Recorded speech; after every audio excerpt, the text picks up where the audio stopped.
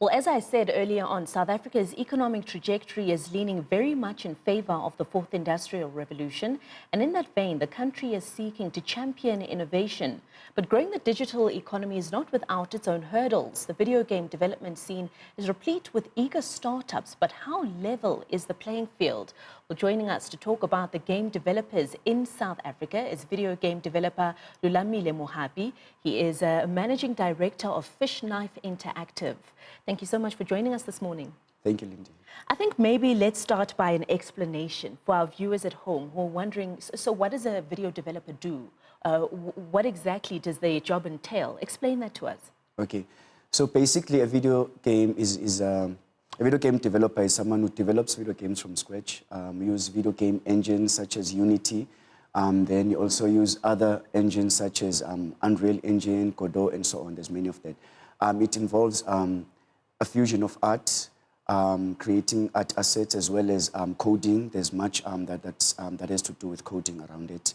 It's not a glamorous job, as you put it, but yeah, I would say it's part of the fourth industrial revolution, so to speak. Yeah, and I mean, when you speak of glamorous, I mean, we was just speaking off air about, you know, is it really a glamorous job to do? I mean, when we as women, especially me, when I think of, you know, someone who still plays video games, I'm just like, when do you grow up? When do you let go of your video games and go and face the real world? Tell us a bit about, you know, the kind of perceptions that people have about video games. You're 41, you're a video game developer.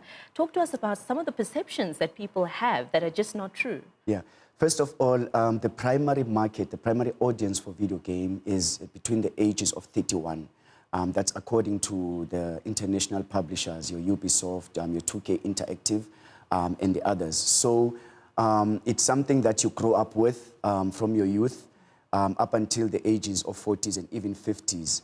Now, some of the myths that are being spewed out there, for instance, is that games encourage violence, games encourage hyper-masculinity and all sorts of negative behaviors. Yes, there are special cases, but games in general, they play a very serious role in terms of helping kids understand coding from a very early age.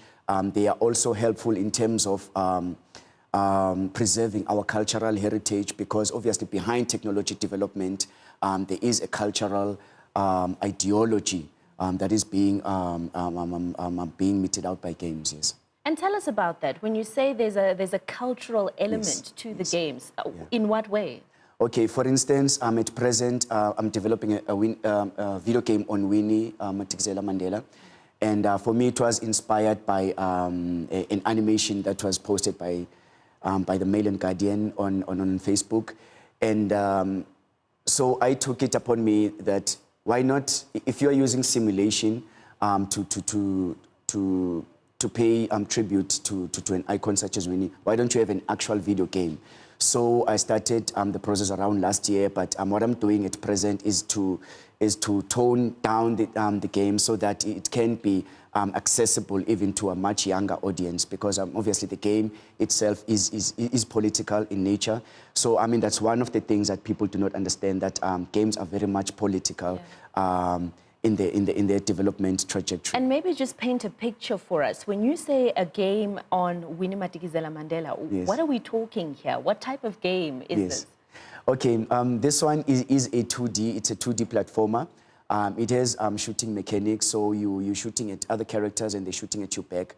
But again, I've used a neo-realistic manner of creating the game, but I'm changing the enemy characters into orbs and monsters, like some of those like cute monsters that kids can relate to, and so that, I mean, it can be as palatable to kids as well, and for the game to have like a broader market, you know what I'm saying? So for me, it's also a market development exercise, because we haven't seen games that portray our cultures, and yet there is a huge focus globally on African cultures, African content, be it in the games and film and television and other media platforms. And I mean, in a bid to maybe get more people into the market, then let's speak about, you know, qualifications and training. Do you need to be qualified to be a game developer? And where do people go? Yes. I teach video game design at Wits University's Digital Arts Division.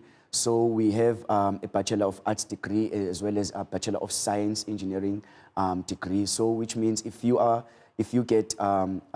qualify as a BSc student, you can get other career trajectories. For instance, you can be a programmer at any tech company. Whereas if you have a Bachelor of Arts degree, you can specialize as a game developer, as a game designer. There are myriads of career trajectories that emanate from these courses.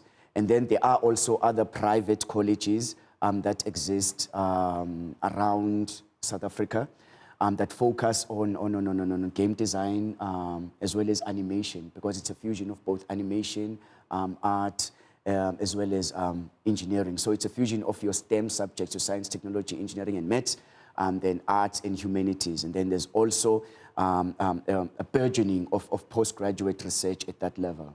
Yeah.